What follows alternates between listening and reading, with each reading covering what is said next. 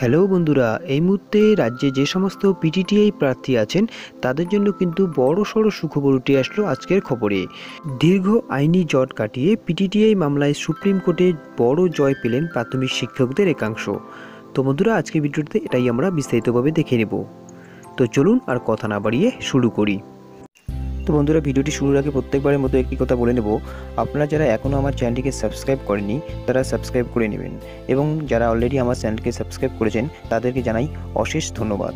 তো বন্ধুরা, আমার চ্যানেলটিকে সাবস্ক্রাইব করার জন্য ভিডিও বা চ্যানেলের নিচে যে লাল কালারের সাবস্ক্রাইব বোতাম আছে সেটাকে একবার প্রেস করবেন এবং পাশে থাকা বেল চিহ্নটি একবার চাপ দেবেন। এতে করে আমি যখনই কোনো নতুন ভিডিও এই চ্যানেলে আপলোড করব আপনাদের কাছে একটি নোটিফিকেশন চলে যাবে এবং আপনারা খুব সহজেই দেখতে পারবেন। কাটল পিটিটিআই জট, সুপ্রিম কোর্টে বড় জয় প্রাথমিক শিক্ষকদের। তো বন্ধুরা, আজকের এই বড়সড় আপডেটটি কিন্তু উঠে এসেছে আজ বিকেল নামক পত্রিকায়। তো চলুন দেখে নেই।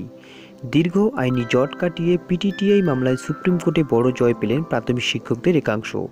আজ দেশের শীর্ষ আদালতের তরফে সাফ জানিয়ে দেওয়া হয়েছে 2004 সালে দেওয়া পিটিটিআই শংসাপত্র বৈধ। ফলে মামলাকারীদের আগামী 12 সপ্তাহের মধ্যে নিয়োগ নিতে হবে বলেও বৃহস্পতিবার সাফ জানিয়ে দিয়েছে সুপ্রিম কোর্ট। এদিন সুপ্রিম কোর্টের তরফে সাফ জানিয়ে দেওয়া হয়েছে 31শে ডিসেম্বর 2010-এর মধ্যে হাইকোর্টে যারা আবেদন করেছিলেন তাদের নিয়োগপত্র দিতে হবে। শূন্য পদে তাদের নিয়োগ করার কথাও জানানো হয়েছে। একই সঙ্গে 2009 সালের নিয়োগের পর যারা প্রাইমারি শিক্ষক পদে কর্মরত তাদের কারো চাকরি নিয়ে কোনো সমস্যা হবে না বলেও সাফ জানিয়ে দেওয়া হয়েছে।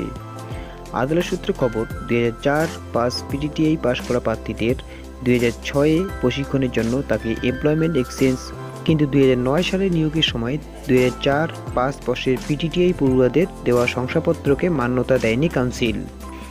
এরপরই মামলা দায়ের হয় আদালতে। দীর্ঘ মামলা চলার পর আজ এই নির্দেশ দেয় দেশের শীর্ষ আদালত। 2006 সালে প্রাথমিক শিক্ষক পদে নিয়োগের একটি বিজ্ঞপ্তি জারি করে তৎকালীন রাজ্য সরকার। পরীক্ষার পর 2009 সালে তৈরি হয় প্যানেল। 2010 সালে প্যানেলভুক্ত চাকরি প্রার্থীদের নিয়োগপত্র দেওয়া হয়। 2011 সালে কলকাতা হাইকোর্ট নির্দেশ দেয় 1995-96 থেকে 2004 ও 5 শিক্ষাবর্ষের মধ্যে যে সমস্ত ছাত্রছাত্রী পিটিটিআই এর প্রশিক্ষণ নিয়েছেন তাদের প্রত্যেককে নিয়োগের সময় অতিরিক্ত 22 নম্বর দিতে হবে। কিন্তু পিটিটিআই প্রশিক্ষণপ্রাপ্ত ছাত্রছাত্রীদের অভিযোগ, এই নম্বর তাদের দেওয়া হচ্ছিল না। নম্বর না দেওয়ার অভিযোগ ও 2009 সালের প্যানেল বাতিলের দাবিতে 2012 সালের হাইকোর্টে দ্বারস্থ হন কয়েকজন পিটিটিআই প্রশিক্ষিত চাকরি প্রার্থী। তো বন্ধুরা, এই ছিল আজকের আপডেটটি ভালো লাগলে অবশ্যই এটি লাইক করবেন, তার সঙ্গে চ্যানেলটিকে সাবস্ক্রাইব করে পাশের বেল চিহ্নটি প্রেস করে দেবেন। তো বন্ধুরা, আজকের ভিডিওটি এই পর্যন্তই। দেখা হচ্ছে পরের ভিডিওটিতে, ততক্ষণের জন্য ভালো থাকবেন।